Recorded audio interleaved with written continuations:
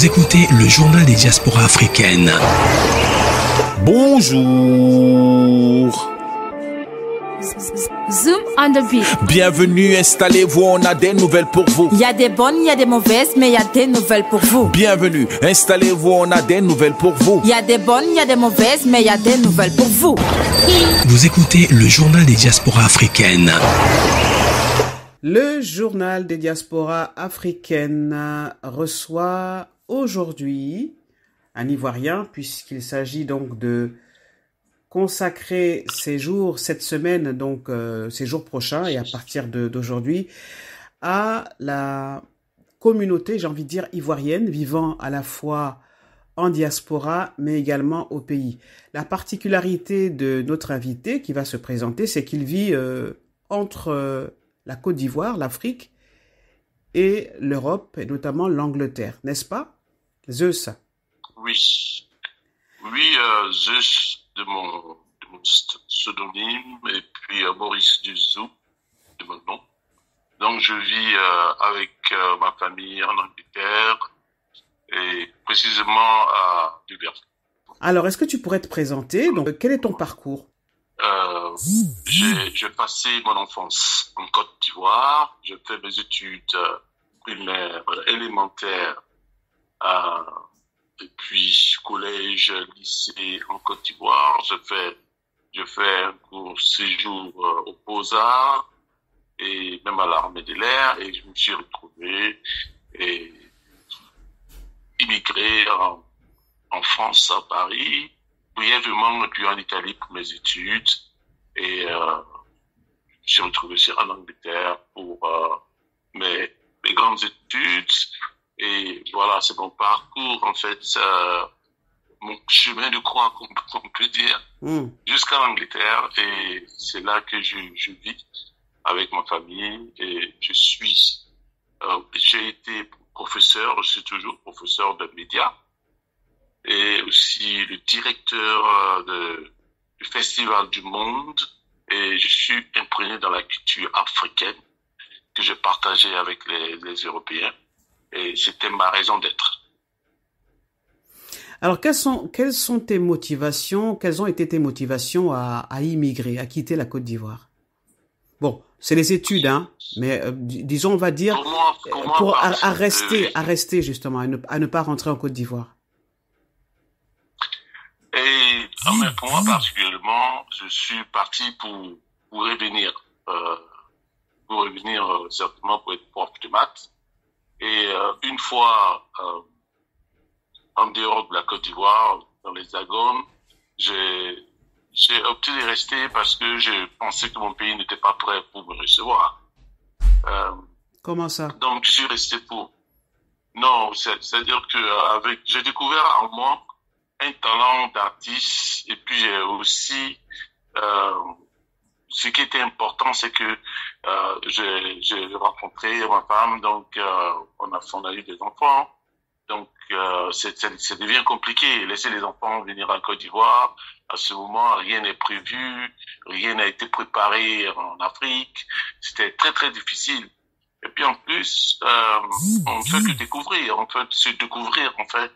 On ne fait que savoir avec l'évolution de tout, c'est difficile de revenir brusquement quand les enfants sont jeunes et même moins jeunes pour revenir dans son pays. Donc tu vois, se détacher du pays, c'est très très difficile pour les immigrés, pour les gens de la diaspora en fait. Donc on essaie de faire un retour en douceur. Alors, j'ai pas bien compris, en fait, tes motivations. Donc, si je comprends bien, tu es resté en Angleterre, en tout cas en Europe, parce que tu y as trouvé ta femme, vous avez fait des enfants, et que, oui, par la force des choses, on reste dans le pays. C'est bien ça? Oui, raison familiale. Ça te motive de rester dans le pays parce que tu as des responsabilités, tu as des attaches. Charges, tu dois essayer de construire une famille. Il y a tout ce. Bon, la motivation, elle est certaine, hein, elle est tout à fait naturelle pour un homme, et revenir tout azimut au pays pour essayer de te refaire et puis travailler. c'est très difficile quand les enfants sont en bas âge. Oui. Et puis aussi, on découvre beaucoup de choses. On se dit qu'on a beaucoup à découvrir. Par exemple, avec ce que moi je faisais en tant qu'artiste, en tant que homme de médias, et tu essaies de te frayer un chemin d'abord en Europe, et puis apprendre plus. Et ça va te permettre de revenir en douceur et puis certainement de partager tes talents avec tes frères africains. Qu'est-ce qui t'a le plus frappé dans tes pérégrinations européennes? Dis-moi. Ce qui m'a le plus frappé, c'est que, en fait, ce qui m'a le plus frappé, surtout en Angleterre, il y avait une certaine liberté, mais avec des limites. Une liberté d'épanouissement. Voilà. C'est ce qui m'a le plus frappé. C'est-à-dire que on ne s'occupait pas de moi en tant que noir. C'est vrai que le racisme, ça existe, mais lorsqu'on travaille et lorsqu'on fait ses preuves, souvent, ça diminue en fait le racisme. Parce qu'on vit, ce qui me frappe encore aujourd'hui, c'est mon parcours en Angleterre. Et je pense que j'ai travaillé d'arrache-pied pour être, par exemple, membre dans le comité du conseil de l'art anglais. Et puis ça m'a permis d'ouvrir des portes et de faire des grandes choses. Surtout, de faire la promotion de l'art africain. La promotion de la culture africaine. Est-ce que tu peux nous dire ce que tu fais actuellement en Côte d'Ivoire? Parce que je sais que la chance que tu as et beaucoup de personnes vivant en diaspora ont cette chance-là de pouvoir naviguer entre leur pays d'origine, pour ne pas dire l'Afrique, puisque tu voyages beaucoup, et l'Europe. Alors, qu'est-ce que tu fais actuellement en Côte d'Ivoire? En Côte d'Ivoire, je suis à Abidjan. Et D'accord. souvent, je suis aussi à Yamoussoukro. Je suis aussi à Jacquesville. Présentement, je me trouve à Jacquesville. En Côte d'Ivoire, je travaille beaucoup dans le foncier. D'accord. Le foncier étant, le foncier en tant que terme étant un élément très, très primordial et important pour nous, les Africains.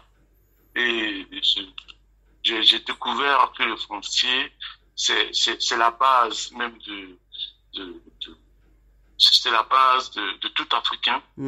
De pouvoir avoir un sol, de pouvoir avoir un endroit où la personne peut créer sa maison, un toit.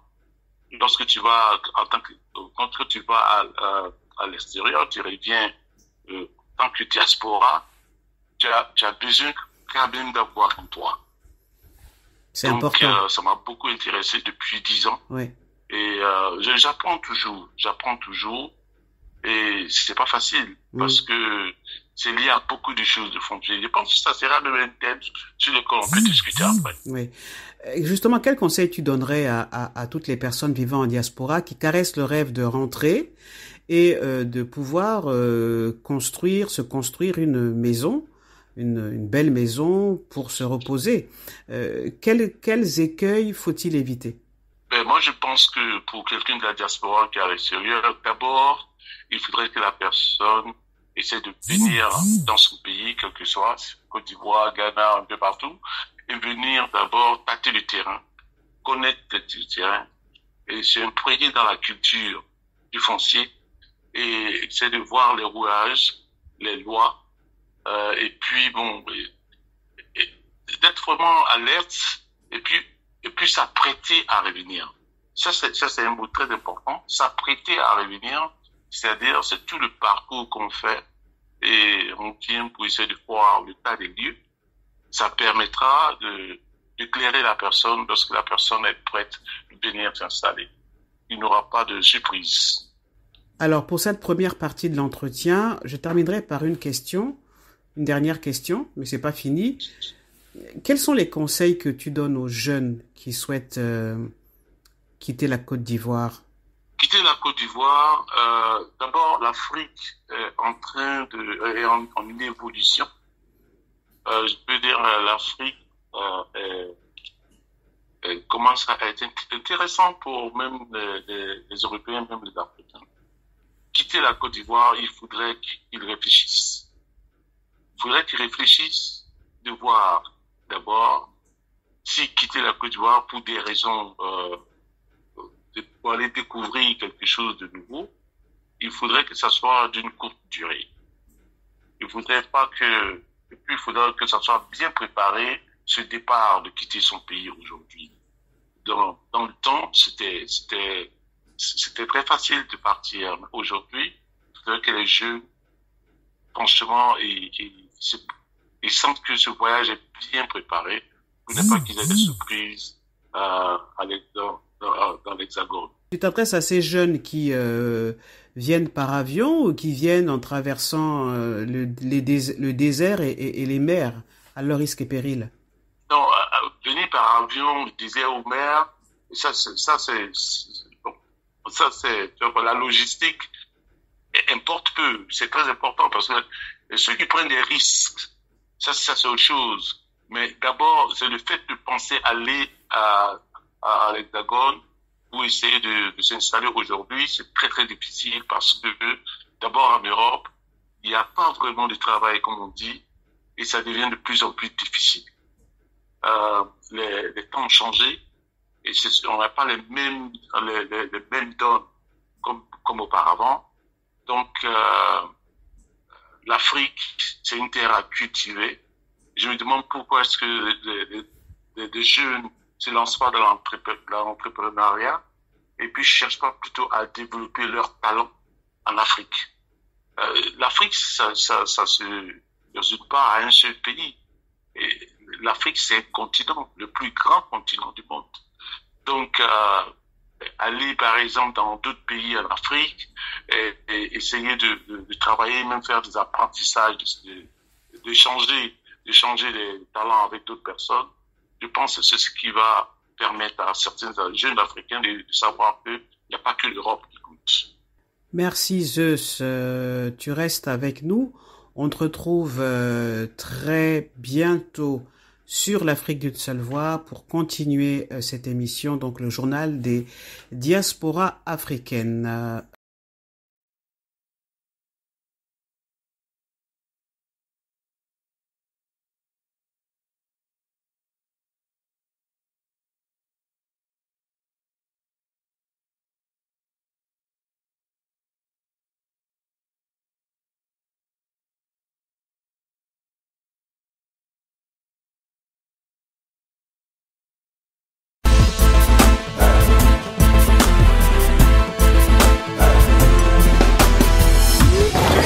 Vous écoutez le journal des diasporas africaines. Bonjour. Zoom on the beat. Bienvenue, installez-vous, on a des nouvelles pour vous. Il y a des bonnes, il y a des mauvaises, mais il y a des nouvelles pour vous. Bienvenue, installez-vous, on a des nouvelles pour vous. Il y a des bonnes, il y a des mauvaises, mais il y a des nouvelles pour vous. Vous écoutez le journal des diasporas africaines. Le journal des diasporas africaines, aujourd'hui nous recevons Zeus et on le retrouve pour la deuxième partie de cette émission. Zeus, est-ce que tu peux te présenter à nouveau à nos internautes? Je m'appelle Zeus pour les petits et Maurice Dezou à l'état civil.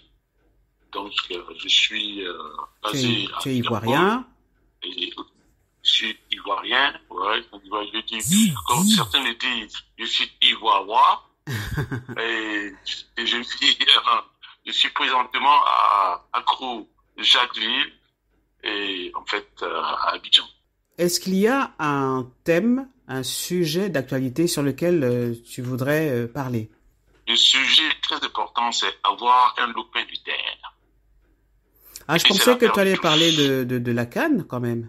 Non, un lopin de terre, d'accord. Un lopin de terre, la canne est de passage. Mais le thème restera.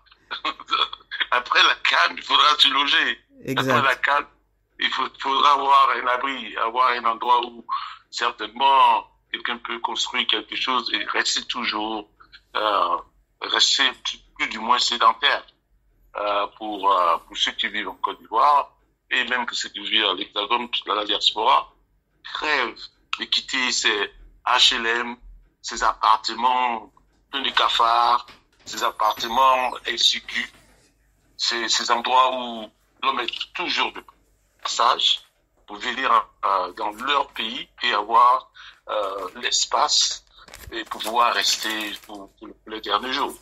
Donc c'est très très important. Oui. Alors dis-moi. On peut toujours parler de la CAN, certainement, mais bon, on peut jumeler les deux si tu veux. Vas-y. Oui. Non, mais en fait, la Côte d'Ivoire a très mal démarré. On va dire que c'était un choc pour les Ivoiriens, évidemment, mais quand même pour les fans de ce pays-là. Et puis, elle a su rebondir. On espère qu'elle remportera cette coupe. Toi, comment tu as vécu les premiers moments de cette CAN, les premiers jours et surtout tous ces rebondissements autour de la Côte d'Ivoire, l'équipe de Côte d'Ivoire? La CAN a été vraiment un élément très important pour la Côte d'Ivoire cette année. Et je pense que on a toujours voulu que, en tant qu'Ivoirien, on a toujours voulu Ivoiriens, on a toujours voulu que la Côte d'Ivoire gagne. Et dès le début, c'est légitime, hein, c'est un truc très émotionnel. Et on n'a pas vraiment, en tant qu'Ivoirien, on n'a pas vraiment envie de perdre la face. Et il y a tout ça, c'est difficile. Alors, quand les joueurs, ils sont à la tâche, c'est bon. Mais quand les joueurs, ils ont des signes de faiblesse, c'est vraiment décourageant. Donc, les premiers moments ont été très, très, très difficiles pour la Côte d'Ivoire. Mais heureusement, on voit une équipe qui est en train de faire son chemin, d'une manière ou d'une autre. Le samedi, c'est encore, un test pour la Côte d'Ivoire. Et j'espère que les éléphantos seront à la tâche. Alors, revenons à ce sujet qui t'est cher, le foncier. Est-ce que tu peux expliquer justement ce que c'est que le foncier et comment toi tu t'y prends pour avoir un logement, pour ne pas dire des maisons? Et d'ailleurs, pourquoi c'est important justement? Bon, on sait que c'est important le foncier, mais c'est d'autant plus important quand on est en diaspora. Quels sont les écueils à éviter quand on est, par exemple, on vit à l'extérieur et qu'on fait construire sa maison par des personnes au pays? Comment? C'est souvent le plus compliqué en fait pour beaucoup de personnes vivant en diaspora. D'abord, je déconseille fermement que les gens fassent construire des maisons par des personnes tierces. Une construction, c'est une habitation. Une habitation, ça veut dire que quelqu'un y habite. Et c'est quelque chose de personnel. Et on voit souvent des gens qui mettent des clôtures autour de leur construction parce que c'est intime. Il y a une certaine intimité. Oui, une propriété privée. Ce qui reste une propriété privée, ça veut tout dire. Mais lorsque on essaie de construire une maison avec ce qu'on appelle avec une télécommande, c'est bien que quand il y a des interférences, la construction n'existe plus. Donc, donner cette image, ça me permet de dire aussi que il faudrait que les gens sachent que c'est pas l'argent expédié qui pourra essayer de. Alors, il y a des gens qui font ça marche. Bon, c'est possible, mais c'est pas la même chose. Quelle est ta méthode et ta stratégie en fait à toi? Ma stratégie, c'est de venir et je vais préparer le terrain, faire les grosses œuvres, et puis après, petit à petit, essayer d'embellir la maison. Voilà. Il y a des gens qui font des grosses œuvres et qui viennent souvent y habiter, même si c'est pas terminé, mais ils y sont. Ils viennent voir, ils sont dans la maison. Mais rester en France ou bien en Europe, aux États-Unis, et puis envoyer l'argent pour faire construire, ça, pour moi, c'est une illusion. Oui, ça amène souvent à des déconvenus, à beaucoup de palabres dans la famille d'ailleurs. Et souvent, la maison n'existe même pas. Oui. Voilà, on a beaucoup de cas comme ça. Le foncier, c'est l'importance du foncier pour tout un chacun. Et on sait que ça amène beaucoup de malentendus et surtout que il y a vraiment une différence économique des gens qui sont les gens de la diaspora qui sont perçus comme des gens qui sont très riches. Et c'est faux, c'est vrai. Famille, et certainement, mais bon, souvent c'est faux.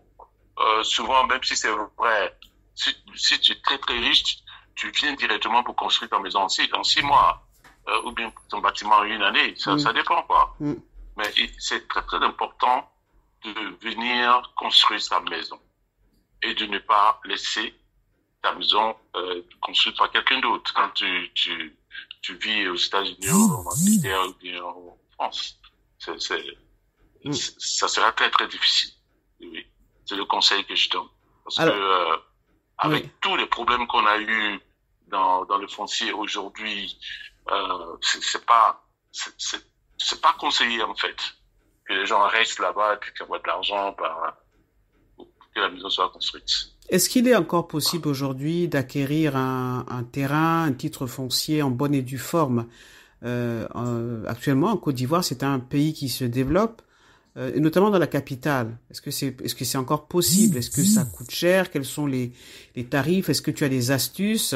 Tu disais que quand on vient de la diaspora, évidemment, les gens ont tendance à penser que vous êtes plus nantis, donc les tarifs peuvent augmenter. Qu'est-ce que tu réponds à tout cela? Dans tout pays, on a en fait, je voudrais dire que on a un ministère de la construction. Je préfère que les gens s'adressent souvent au ministère de la construction pour voir exactement tous les éléments qui concordent à créer les lois, les exigences des propriétaires terriens, ceux qui vendent des terrains, comment faire pour acheter. Même il y a des conseils, il y a des gens qui donnent des conseils à partir du ministère de la construction. Mais aussi, le mal, c'est que les gens, plus arrivent pour acheter des terrains, même des maisons, et ils regardent des affiches à tout azimut dans la rue, et puis ils contactent des gens qui sont pas agréés, et pour essayer de faire leurs achats. C'est comme partout d'ailleurs. Et lorsque tu veux acheter, tu vas acheter des vivriers, et que tu vas par exemple dans le marché noir, tu as des conséquences. Je ne sais pas pourquoi est-ce que les gens de la diaspora, ils ne pouvaient pas même écrire, même aller physiquement s'adresser à des agents nantis de la construction, pour essayer de se faire guider en fait. Il y a eu des réformes au ministère de la construction. Aujourd'hui, c'est très très difficile d'acheter des terres qui ne sont même pas agréées, ou bien des terres qui n'ont pas de certificat du ACD. Le ACD, par exemple, c'est très très important en Côte d'Ivoire. Mais c'est pas des certificats villageois, mais c'est plutôt des éléments qui permettent de garder définitivement un terrain. Donc, ceci disant, il est important que les gens viennent pour essayer de parler avec les professionnels, en fait. C'est ce qui est important. Avant l'acquisition d'un point de terre, d'un terrain, même des maisons. Donc, le conseil... le conseil, c'est de s'adresser directement aux professionnels. Au de la construction. Oui. Aux professionnels, c'est pour l'acquisition des terrains, même des maisons. Merci, Zeus. On se retrouve très bientôt, très prochainement, pour la dernière partie de ce journal des diasporas africaines, spécialement consacré à la Côte d'Ivoire. Eugénie Dieki.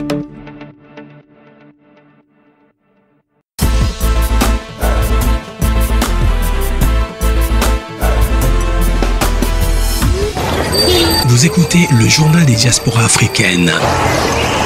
Bonjour. Zoom on the beat. Bienvenue, installez-vous, on a des nouvelles pour vous. Il y a des bonnes, il y a des mauvaises, mais il y a des nouvelles pour vous. Bienvenue, installez-vous, on a des nouvelles pour vous. Il y a des bonnes, il y a des mauvaises, mais il y a des nouvelles pour vous. Vous écoutez le journal des diasporas africaines. Zeus est mon invité dans le journal des diasporas africaines. C'est la semaine ivoirienne. Alors, Zeus, dernière partie de notre rendez-vous. En guise de conclusion, je voudrais te poser une question. Qu'est-ce qu'il faut faire pour aider les diasporas africaines à se développer? Quel est le problème ou les problèmes fondamentaux de la diaspora africaine ou des diasporas africaines? Parce qu'il y en a quand même beaucoup et elles sont parfois différentes. Mais qu'est-ce qu'il faut régler? Quels sont les problèmes de cette diaspora? Bon, se développer par rapport à quoi? Se développer par rapport à la connaissance. Déjà s'implanter, s'ancrer plus profondément, de façon plus légitime en Europe, en Occident, et puis apporter ce rayonnement au niveau de l'Afrique, et notamment de la Côte d'Ivoire. Comment les Ivoiriens d'ailleurs perçoivent leurs compatriotes qui sont partis du pays? Bon, les Ivoiriens, ils attendent des compatriotes qui sont partis du pays de revenir avec une certaine connaissance. D'abord, pour faire développer leur pays avec une certaine connaissance, une connaissance vraie. C'est-à-dire que essayer de faire des choses professionnelles, essayer de travailler avec une certaine discernation, apporter des choses qui vont permettre à pousser un développement qui permet le bien-être d'une population. Tu peux me donner un exemple? Aujourd'hui, un exemple, par exemple, les ingénieurs qui arrivent de l'Hexagone, qui ont fait leurs preuves et qui ont beaucoup appris, quand ils viennent ici, certainement, ils peuvent participer à la construction. Par exemple, j'ai connu des jeunes qui ont participé à la construction du dôme juste à côté de l'aéroport, des jeunes de 25, 22, 23 ans qui sont partis en Europe, qui sont revenus, ils ont travaillé ensemble pour construire des dômes sur le parc d'exposition, et puis qui ont mis la technologie de pointe, tu vois quoi, qui ont mis leur connaissance en technologie de pointe à la population. Et ils ont mis ça vraiment, ils ont offert ça à la population, et ça permet de voir des édifices qui ne sont pas possibles. Parce qu'aujourd'hui, on a l'impression que quand vous venez en Côte d'Ivoire et vous sortez de l'aéroport, à votre droite, il y a un grand dôme qui a été construit. Mais ça, c'est par les Ivoiriens. C'est par les Ivoiriens. Ça montre que avec tout ce travail, il y a beaucoup de choses qui peuvent se faire. Ouais, tout ce savoir. Il y a beaucoup de choses qui pourraient se faire. Donc, il y a d'autres qui sont, par exemple, ingénieurs en application. Comme je donne l'exemple quand j'étais parti au Kenya, par exemple. Aujourd'hui, depuis très longtemps, les Kenyans ils ont développé des applications pour que les villageois sachent le prix du café à bord champ, le prix d'un produit bord champ. Tout ça, ça fait partie du développement.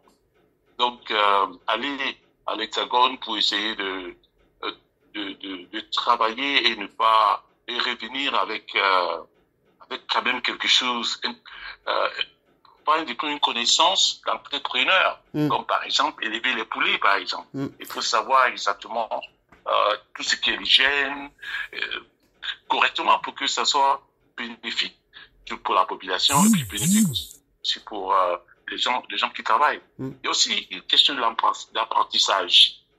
Les gens qui viennent et ils mettent les jeunes qui restent au pays en apprentissage parce qu'ils doivent avoir la possibilité d'être des apprentis à côté des gens qui sont venus de l'Hexagone. Le Japon a fait ça pour son évolution. Même la Corée du Sud. Je me rappelle bien, quand je suis parti en Corée du Sud en 2001, par exemple, là, il n'y avait pas vraiment une grande télévision.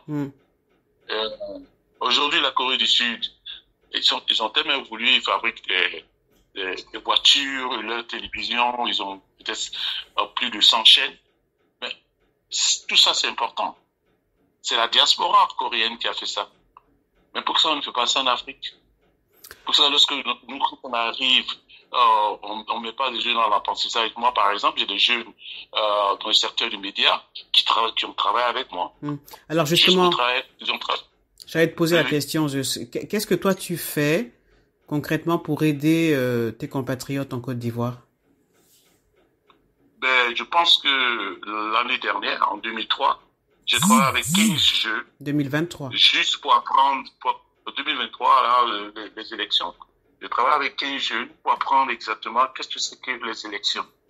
Et comment il faut couvrir les élections en tant qu'entité de médias.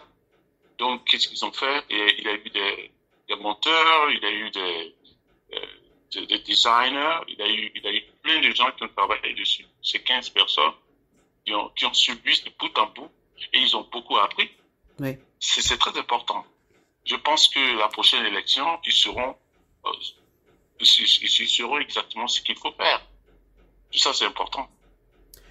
Et l'apprentissage, c'est important en Afrique.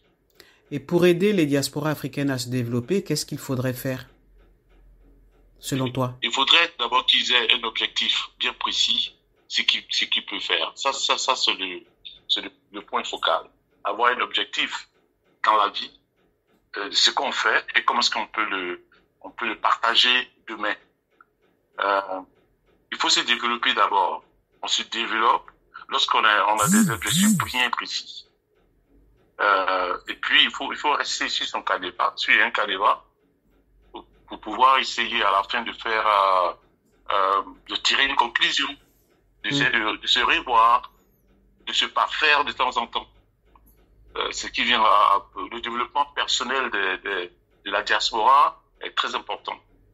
Et puis aussi d'essayer de voir, c'est pas toujours courir derrière des pécules, de l'argent. Il faut savoir que lorsque tu as de l'argent, il faut savoir aussi quoi en faire.